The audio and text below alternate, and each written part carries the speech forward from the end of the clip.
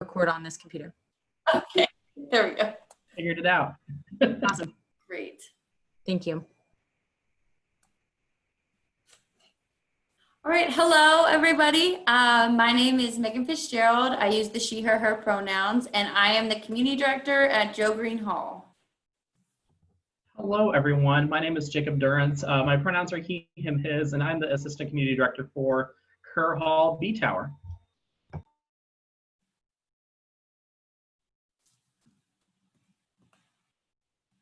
All right, so there are some learning outcomes that we want to talk about before getting into our presentation, and these are things that you will learn along the way, but we want you to be able to analyze the conflict situations. Resident assistants will learn the importance of the active learning in order to effectively resolve the conflicts that you all may be handling, and then you'll be able to understand strategies to resolve conflict, as well as resident assistants will be able to, you'll be able to understand and refer to a supervisor when a conflict occurs and knowing when that will happen.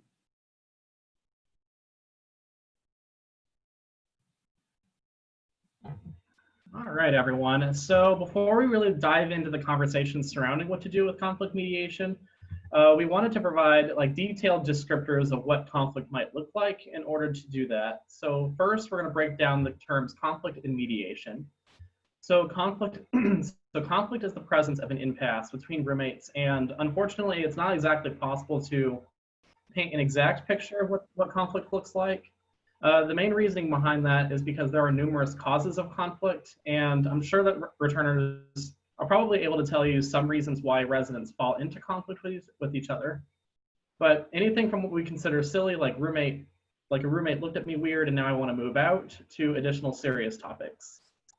Mediation, on the other hand, is the action that we are actually taking in order to help residents solve their impasse with either their roommate, suite mate, or sometimes even other residents in the building.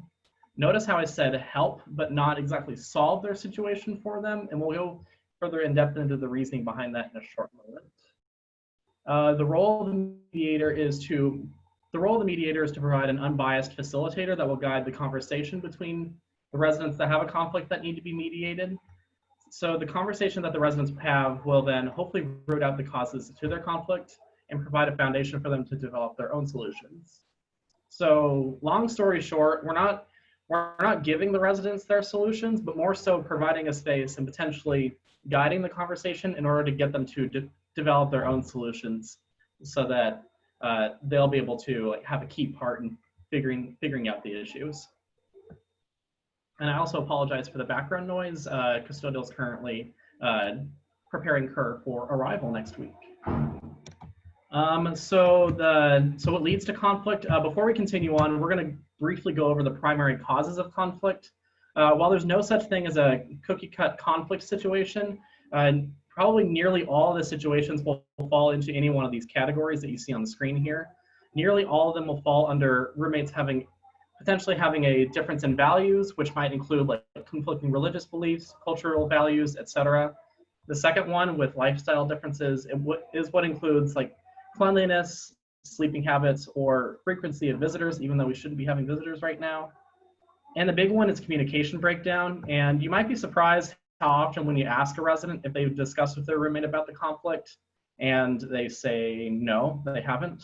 That happens fairly often. And the biggest piece in order to solve a conflict is to be able to ensure that both parties are fully aware of what's actually happening, that a conflict exists in the first place.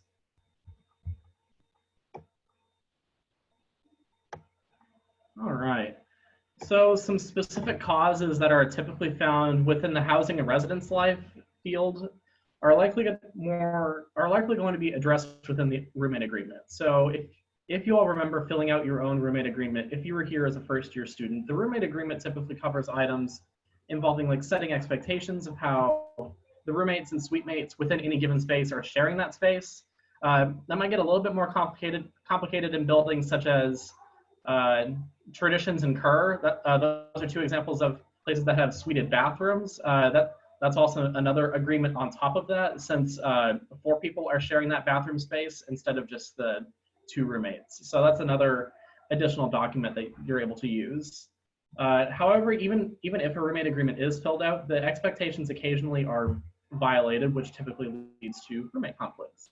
Examples include, but are not limited to, levels of noise, visitors and guests, which once again, we shouldn't be having any visitors right now, but in reality, we might encounter visitors being a source of conflict. Room condition and sharing items. So on the bottom of the slide, it mentions occasional conflicts of values and beliefs. Typically what we encourage during this kind of mediation process is getting residents to the point where they are receptive of learning more about a roommate's background and how both roommates can get to a point where they can understand and accept one another and continue to live together. This is ideal, but obviously it does not always end that way. So when a student is uncomfortable living in their space or feels unsafe, that is a situation that's completely on its own. And we'll discuss that more with conflict mediation boundaries a little bit later.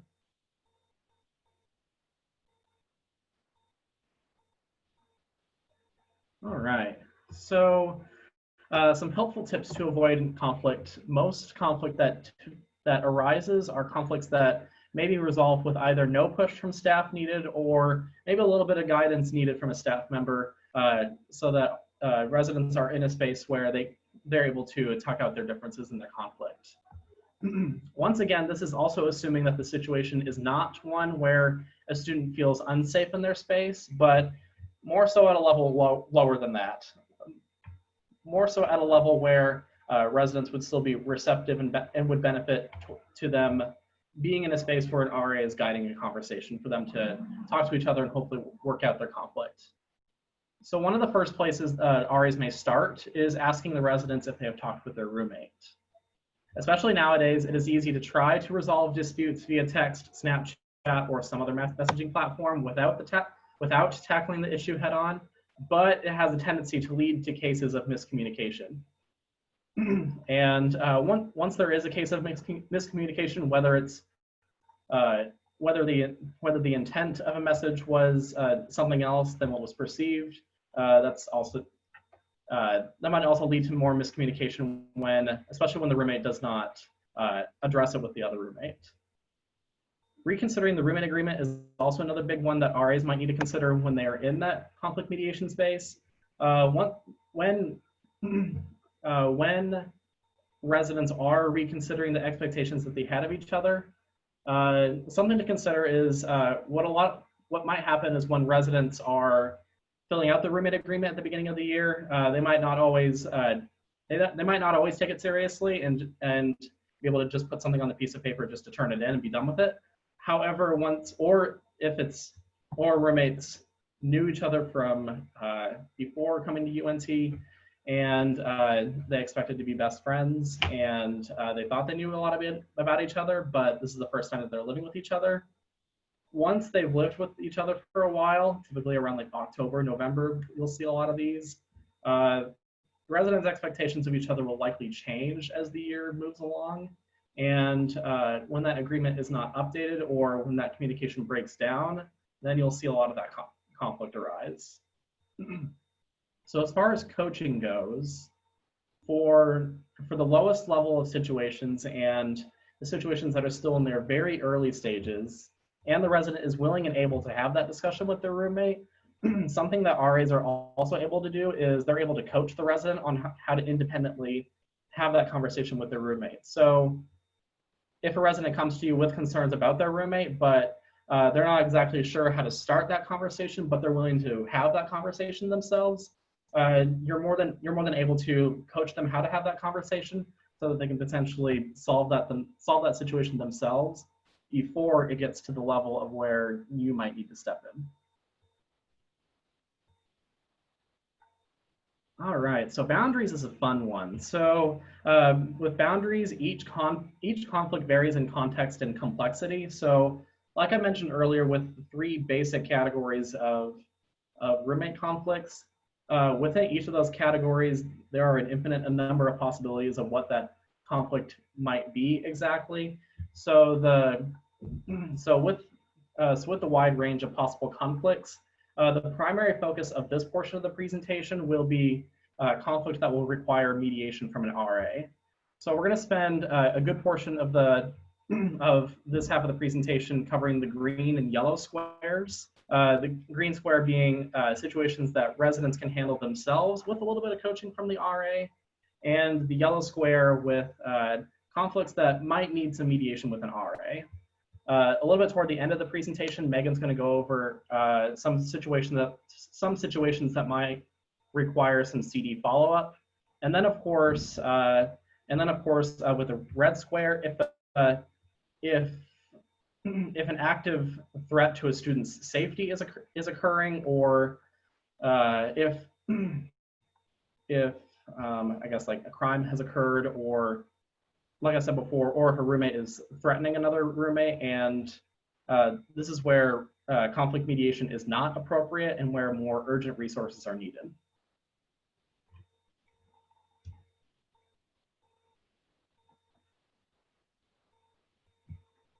Okay, so all right, cool. So when the conflict calls for an RA, specifically in that spot where a resident isn't quite able to have a conversation by themselves, or they're not comfortable having that conversation by themselves, but it's not to the point where you need to urgently get a community director or assistant community director involved, what the RA is able to do is be able to facilitate a conversation between the two in hopes of trying to find more middle ground in order for them to be able to solve whatever conflict that they might have, in order to get them to the point where they can at least comfortably live with each other for the remainder of the year.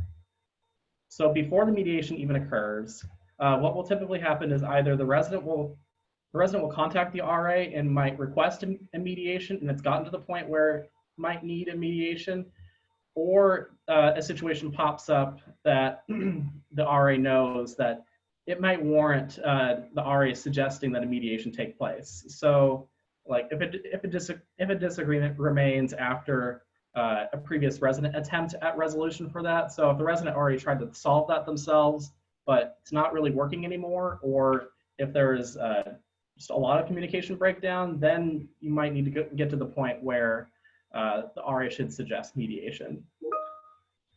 So when you're at the point where you know mediation needs to occur and you're trying to prepare for it, what the RA will do is the RA will schedule a time. They'll work with both roommates to find a time that's best for everyone, including themselves, because it might take a little bit of time.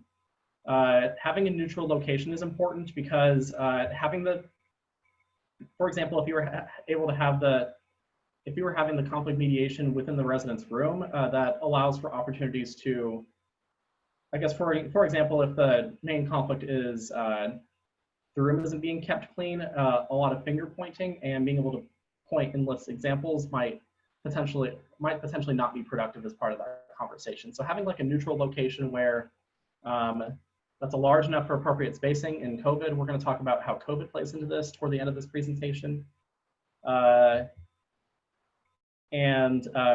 you have that space scheduled in that time, it's always good to, even if the CD or ACD does not need to be in that space, it's good to notify the CD and ACD just to let them know that this is happening in case something flares up later on. And then the last thing that an RA needs to do is have the roommate agreement ready. If they already filled one out, then what the RA will need to do is be able to pull it back up so they can go down the list and be able to refer back to it, see which parts of it aren't being followed, and see what expectations might have changed.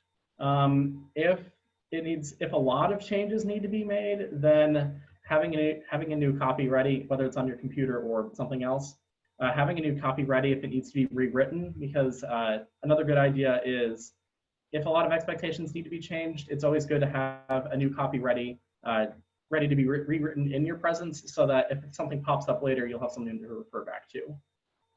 And if there's only a few small changes, then editing directly on the current roommate agreement is okay too.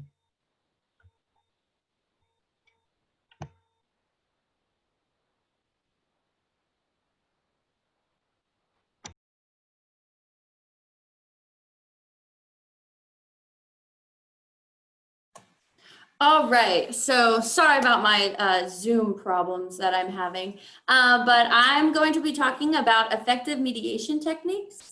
So going off of what Jacob said, there are things that you need to do as an RA, but here are some techniques that we think would really help you through the process. We know not everyone is very great at conflict mediation. I know even as a community director, I'm still working on this.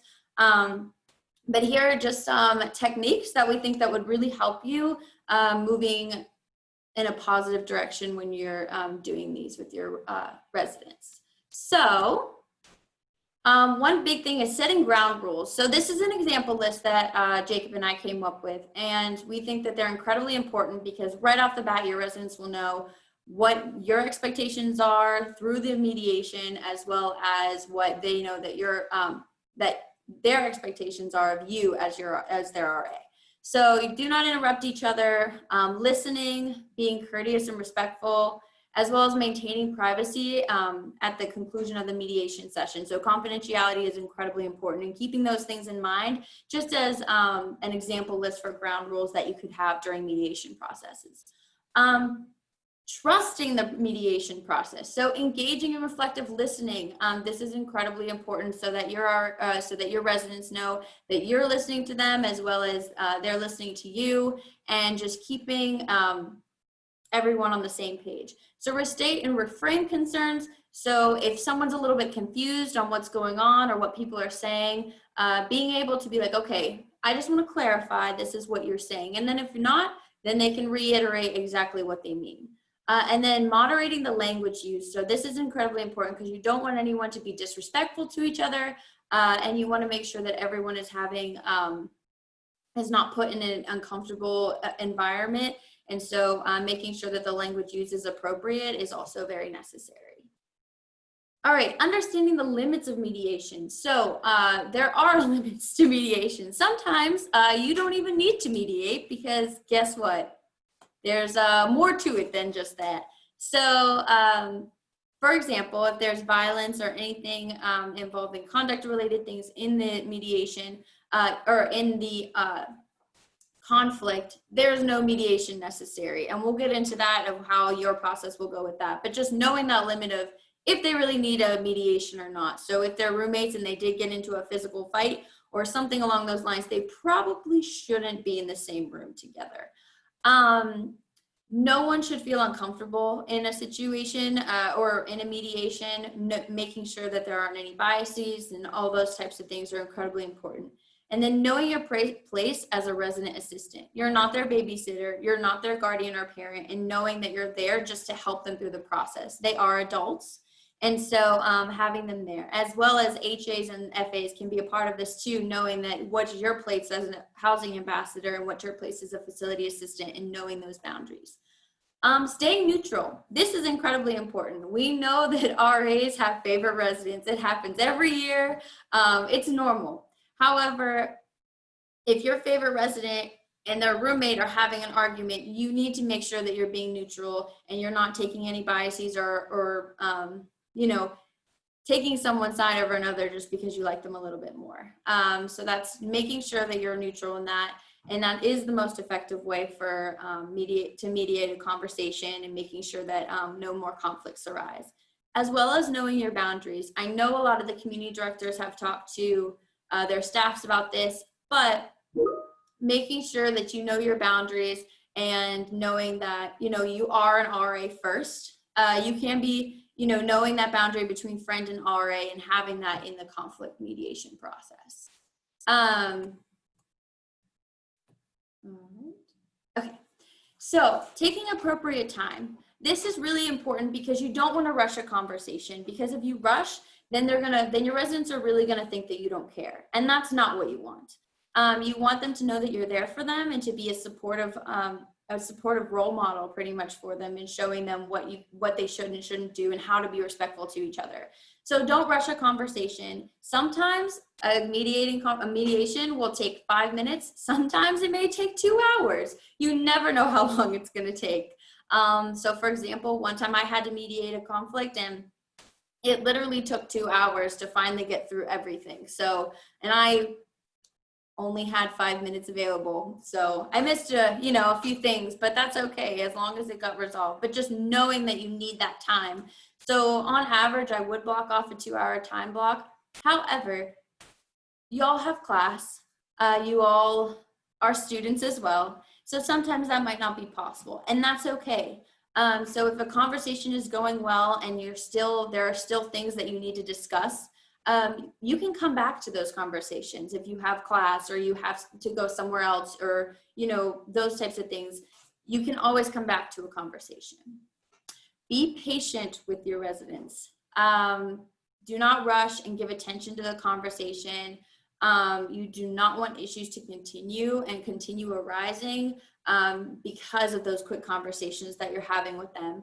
And if you're not understanding what your residents are saying, being patient with them, by that I mean making sure that you're understanding what they want and they understand what you're asking. And sometimes it can be confusing, like, she took my hairbrush and this and that and all this stuff. Okay, let's take it one step at a time, and giving them that one step at a time interaction is really helpful in guiding that. Making sure that everything is said by a student before leaving the conversation. So what I would do is when you feel like the situation and the conversation is coming to a close, at the end I would say, is there anything else that you two want to discuss? We're all three here right now. We're all three having a conversation. So is there anything else that we need to talk about before we end this conversation and do our roommate agreement again, like Jacob said? So keeping that in mind, because sometimes students in the moment, they're like, no, I'm good. But then if you say something, they might be like, actually, I have one more thing. And then you don't have to, rewind and go back to what you were discussing before. You can just keep moving forward.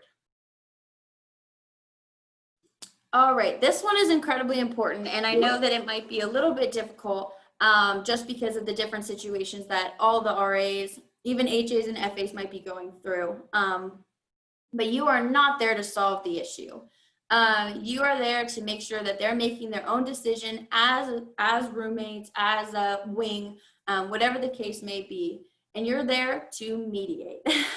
You're not there to tell them what to do. You're not there to say, well, I think you should do this. I think this would be best. I think they have their own way of living. They have their own way of doing things. So as roommates, you're there to just say, well, what will work best for you two working together, since, you are in this shared space. And so making sure you're not creating solutions for them and having them come up with them on their own is incredibly important. RAs are always more than welcome to prompt the questions and make sure that,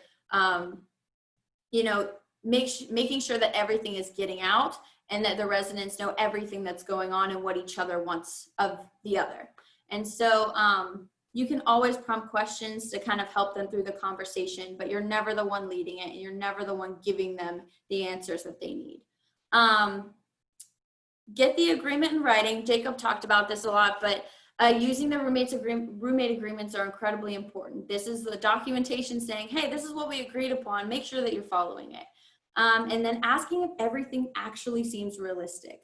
Sometimes this may be the first time that residents have actually ever lived with a roommate. Sometimes some students have lived with their brothers and sisters in their rooms all the time. And sometimes they've had a room by themselves for their entire lives. You never know the situation. So making sure that everything seems realistic in the roommate agreement, because everyone does live differently.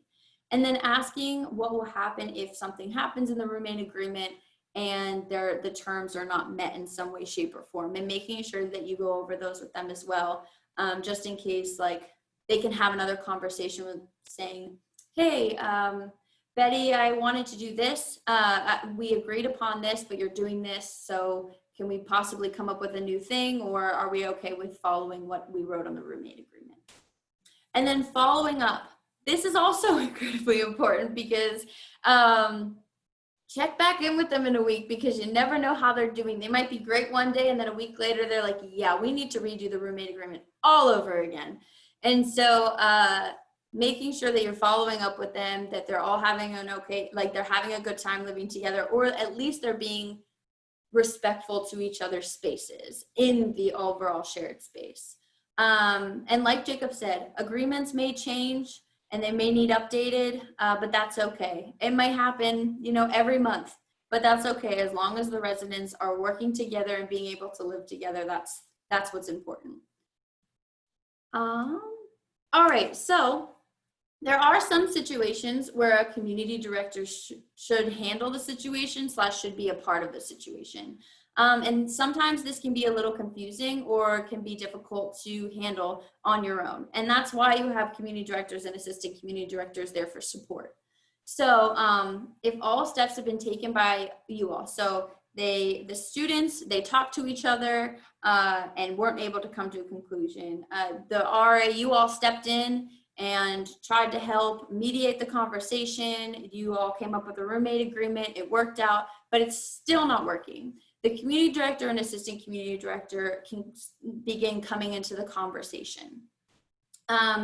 We are there to help you. The CD and ACDs are there to help you. We're there to guide you if you are stuck. So please never think that we're not there to answer questions and to help you through a process that may be a little bit difficult to handle on your own. Resident assistance should not involve the community director or ACD before handling the conflict with the residents first. This can vary depending on the conflict, but just realizing that, you know, you all are here as RAs and you're all here for a reason, and we know that you all are able to handle situations. So you don't have to come right to us. If you think that you can handle the conversation on your own, then please do. There are some limitations to that though, so please make sure that you are aware of those. But I don't know what just happened. I apologize. Oh no. Give me 1 second.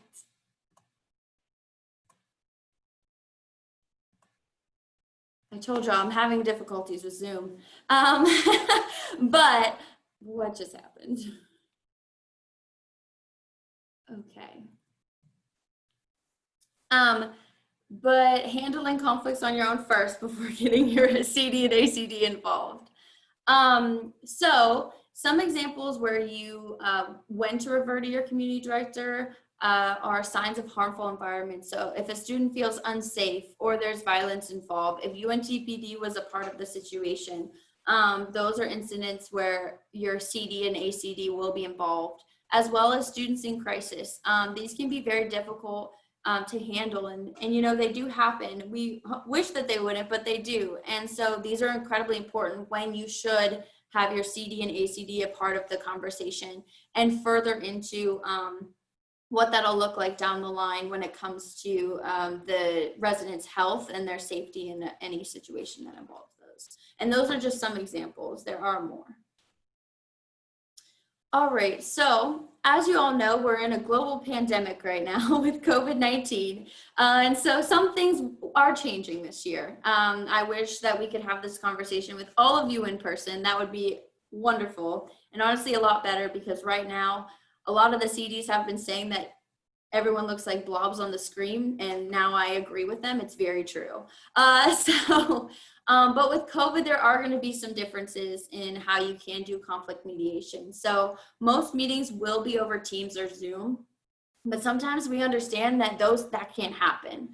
Some in-person meetings need to happen, and just because of how the situation may have have occurred, sorry, or if it's more of a one-on-one type of situation that needs to be handled. So if you do have in-person meetings, please make sure that you're wearing your mask. Masks are already required at UNT throughout campus all the time, with your mask above your nose, please remember, and remaining 6 feet apart is very important as well. I know for myself, I actually measured out my office to where my desk and the chair on the other side of my desk is 6 feet apart. So I know that we're in my office, I'm okay. So sometimes you can do that, but there should be no more than 3 people in a room, but also keeping in mind about CDC guidelines and making sure that it's in a large enough space for social distancing to occur. If you do need to have those conversations, those one-on-one in-person conversations. Also making sure that it's in an enclosed space, because you never know what students may say, and it is a private conversation between the roommates or wing or whatever it is with their with you all as RAs. Please remember before and after the meeting to wash your hands and sanitize your hands. Thank you, Josh, for saying. And then the same necessary measures when meeting with the community director. So this is for when you meet with the residents as well as when the residents will meet with the community directors as well. Okay, so I know there was a lot of information that Jacob and I gave you all, but we do have some activities for you that we hope that you enjoy. So in your binders, if you look in your binders, there is a roommate mediation activity that we want you to know, and it's called Know Your Boundaries. And it looks like this with a fun little picture on it. And what we want y'all to do is we are going to give you about 5 to 7 minutes to talk with your staff about what you would do in these situations. So analyze the scenarios and figure out, okay, do I not need to mediate this? Do I need to mediate this? And should I get help when mediating this conversation? Is it a little bit over, you know, what I need to handle, and do I need to get a CD or ACD involved? So we're gonna give you about 5 to 7 minutes to do that, and then and talk about it with each other, and then we'll get some answers on what y'all think, okay? Great.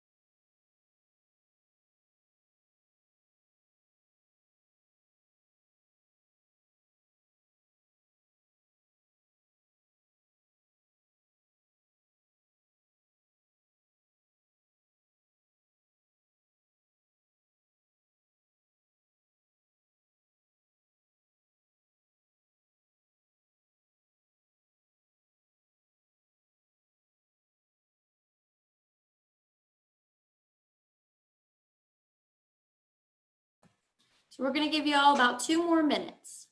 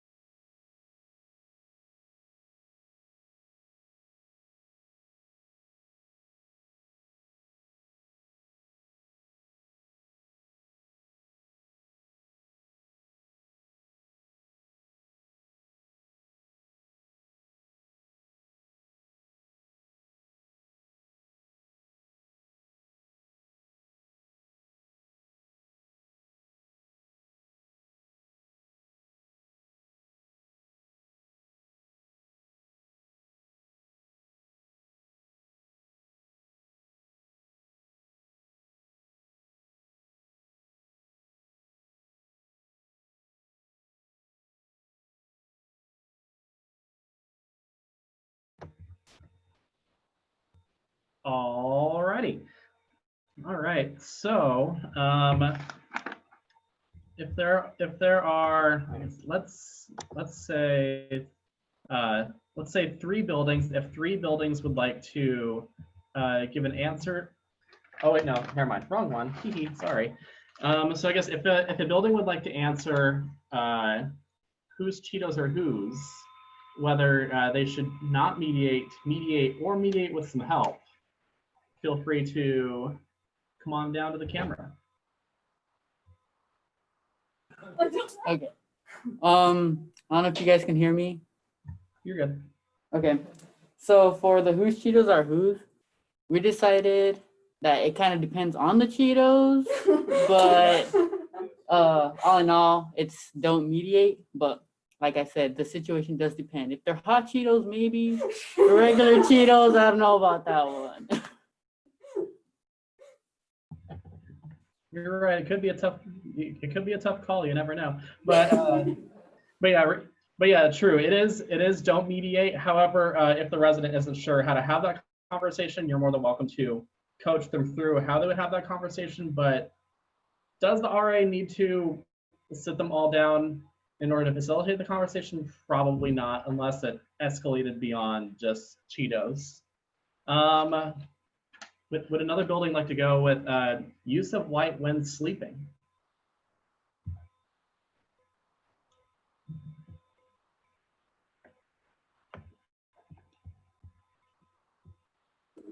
Hello?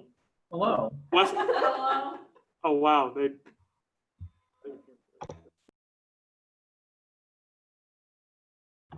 Okay, so for the second one of using the light, we said that's something you got to mediate, because it's like one of those things that people can talk about in the roommate agreement. So it's making sure they at least talked about it one time and then going over that and reviewing the roommate agreement, kind of finding a new agreement on it.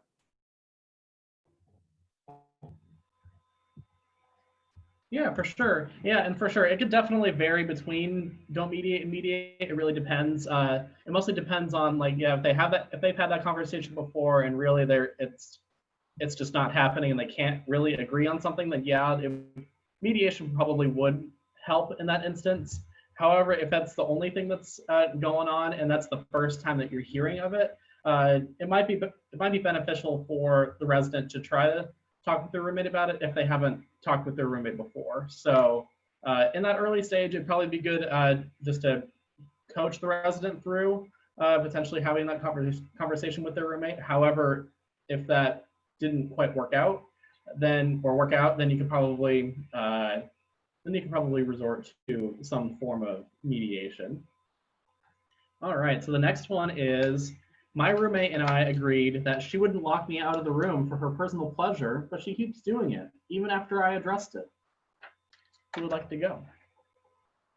Thank you, Crumley and West, for providing answers so far.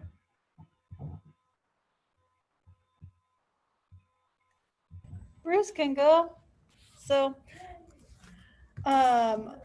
we said that was going to need to be a mediation, because at this point the residents have tried to work it out on their own and they have not been able to come to a place where they're both happy with the solution. So having somebody come and mediate as a next step felt logical, and then depending on how things went from there, it could potentially escalate, but next step being in mediation with an RA. Yeah, Awesome, thank you, Bruce. And yeah, for sure, that's definitely accurate. Probably resorting to a mediation for that kind of situation, since probably kind of an awkward conversation for some residents to have with their roommate. A lot of them might not be comfortable having that conversation. So being there as like a facilitator might be a little bit helpful, especially if they're not quite sure how to have that conversation. But yeah, exactly like you mentioned, if things did escalate from there, then yes, having some additional help with like your CD or ACD would definitely be helpful. So thank you so much, Bruce. The next one is, my roommate is wearing my clothes without my permission. Who's next?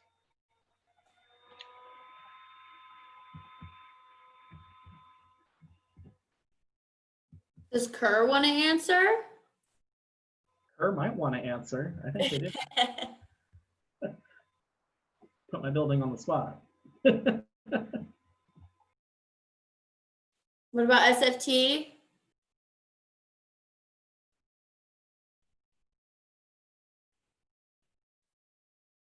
I see you back there, Russell. Pick someone and make them answer.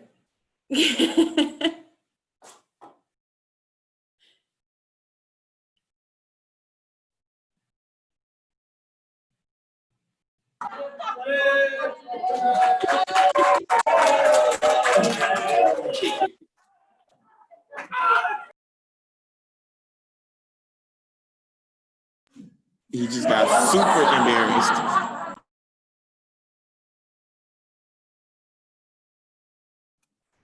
Go ahead. Can you repeat the question, please?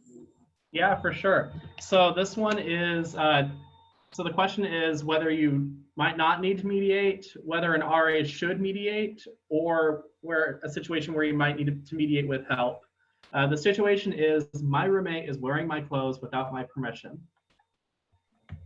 I definitely do think that an RA should be.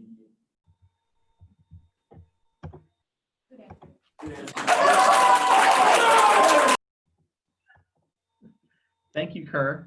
So yeah, depending on if expectations aren't being met with each other, having that conversation might be helpful. If the resident is confident that they can have that conversation themselves, then yeah, they might be able to handle it if it's the first time that you've been hearing about it. But if it's an ongoing thing, then yes, having an RA be in the room is probably helpful. All right, so the last one is, I feel uncomfortable in my room because I try to keep my religion and beliefs to myself to make my roommate comfortable, but they let me know every day that they are LGBTQ+, so it doesn't seem fair. Who's next?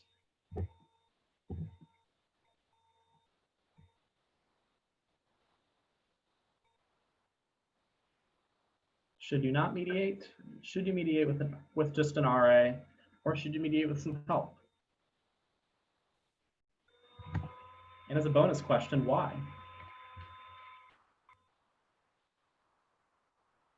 Here comes West. I'll go twice. Because of the delicate situation, this is something you'd mediate with your CD with help, because it's not just a normal issue that's like just of a small squabble, really. It's a bigger issue that has like bigger implications because it gets into the whole idea of personal identities and stuff. And that's not really a simple issue that can be solved just like a small talk. So mediate with help. Well done, West. Thank you so much. Yes, this is definitely a situation where having a CD or ACD be in the room or facilitating that conversation is probably your best, is definitely your best bet with this situation, because even if you were able to take the situation out of the conversation, if the student doesn't feel comfortable staying in their space or feels unsafe in their space, that's a pretty good red flag where you should probably get your community director or assistant community director involved, because it is a fairly complex situation that might require a little bit more assistance. So yeah, awesome. Thank you so much. And Megan, I think we're on to our next thing. Awesome, yeah. So for this scenario activity, we have two different scenarios. I'm gonna go over the first scenario with you all, and then Megan will go over the second scenario with you all. This first one has two different parts. So for this first part, as an RA, you're completing your regular follow-ups with residents, and you encounter a student in the lobby who happens to live on your floor. And you think to yourself, this is going to be a quick conversation. However, when talking to the student, they share that they are frustrated with, I should have put quotation marks there, with, quote, how dirty their roommate is, end quote. The roommate constantly leaves clothes all over the place. They leave items on their desk, and it's beginning to smell a bit. The student you are talking to is tired of dealing with their roommate and wishes to move out. But you know that on-campus housing is full this year, and a room transfer request might not be granted right away. What are some first steps that you should take, considering that this is the first time that you, as the RA, are hearing about these issues?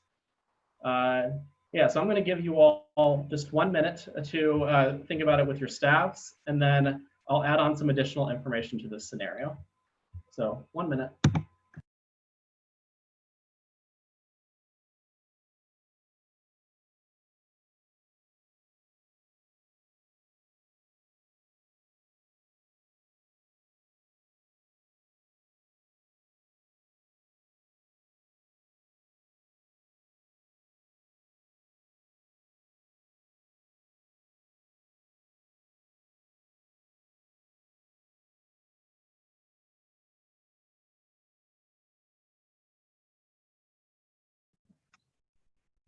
All right, sorry, what's the question again? Yeah, so the question is, what are some first steps that you should take, considering that this is the first time that you, the RA, are hearing about these issues? Try and get each resident together, like each resident separately, and speak to them. Learn about their concerns, and see if there's any way to mediate between the two of them. Yeah, for sure. That's definitely a good start. And Megan, if you could go to the next slide. Awesome. Thank you so much for sharing. All right. So yes, you do. So you do talk with the resident, and the first question that the RA asks is if the student has talked with their roommate, and the student responds that they have not talked to their roommate. After the student talks to their roommate, you return the next day to talk with the student, and they respond that the roommate has no intention of making any change, and that they believe that the student's expectation that the room be cleaned once a week is unreasonable. You reach out to the roommate, and they also accept. You reach out to the roommate, and they also accept for a roommate mediation to happen. You find an appropriate space and time, and all three of you are ready to meet. How should the RA utilize the space and lead a conflict mediation that seeks a resolution of the conflict? And is there anything else that the RA should consider while the mediation is happening? Since we are low on time, I'm going to give you all 2 minutes to think about it, and then just to talk about it with your staffs, and then I'll share some final thoughts before we go straight on to Megan's scenario. So 2 minutes.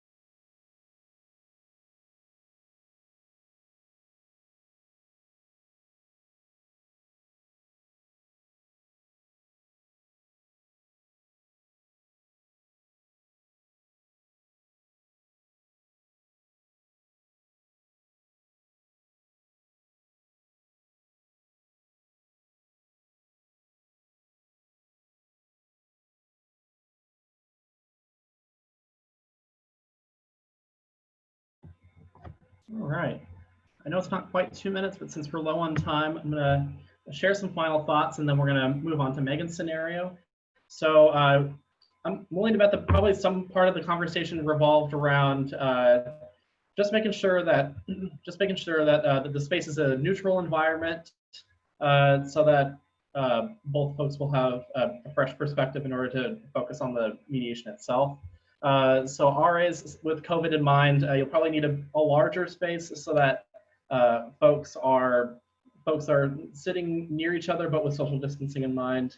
Things that the RA should consider while the mediation is happening is making sure that you're remaining neutral, and that you're fully taking into account everything that's happening, so that you're able to guide the conversation to a point where they ultimately feel confident to start developing their own solutions, if that makes sense. All right, well, thank you so much. And we're gonna go through Megan's scenario.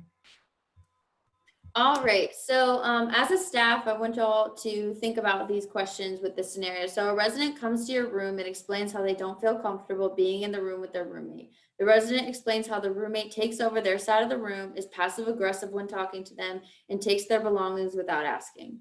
The resident has tried communicating with the roommate, but the roommate does not want to talk with them.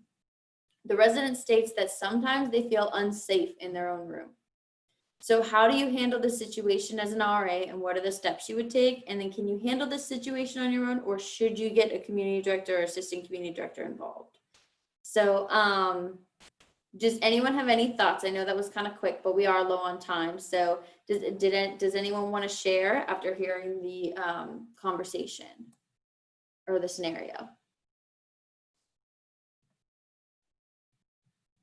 Let's do this, man. So basically, I think that you would definitely need to call up, because if someone's feeling unsafe again, you don't have that power as an RA to make room changes or anything like that, and you can't promise anything. And so you never want to make promises with someone, and so I think it's important to like get your CD or ACD involved, so you can figure out the best plan for that. Woo! So proud of you, Joe Green. Does anyone else have any other responses? Let's hear from Rollins. We haven't heard from Rollins yet.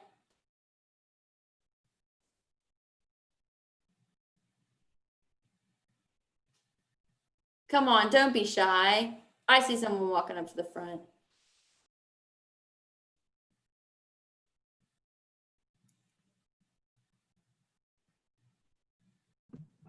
I mean, I think it's pretty obvious since the resident says they're unsafe, we should take this to our CDs.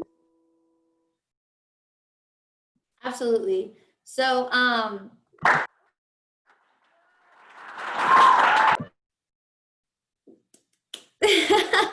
good job, Rollins. So, yeah, that's very true. So if a student is ever feeling unsafe in any way, and they don't feel safe in their own room, that's incredibly important when you should get your community director and assistant community director involved. So keeping those things in mind is the safety of the students are incredibly important. And so knowing that they do feel unsafe or they feel like they could be harmed is something to really consider. And we need to be very cautious and with that and make sure that we're handling those in the most effective way possible. All right, awesome job, everyone. So Jacob and I were really excited that we got to talk to you all today about conflict mediation, and we hope that you at least learned a few things about it if you haven't already known any, if you wanted to learn more. So my information is there as well as Jacob's. So if you have any further questions and you want to email us, please feel free. Like I said, I'm the community director, Joe Green, and Jacob is the assistant community director at Kirby. And like I said, our emails are there. So if you have any questions, did anyone have any questions that they want to ask? We are a little bit over, but. Is that beautiful, Megan? Woo! I love you all. Good. Awesome. Thank you all so much.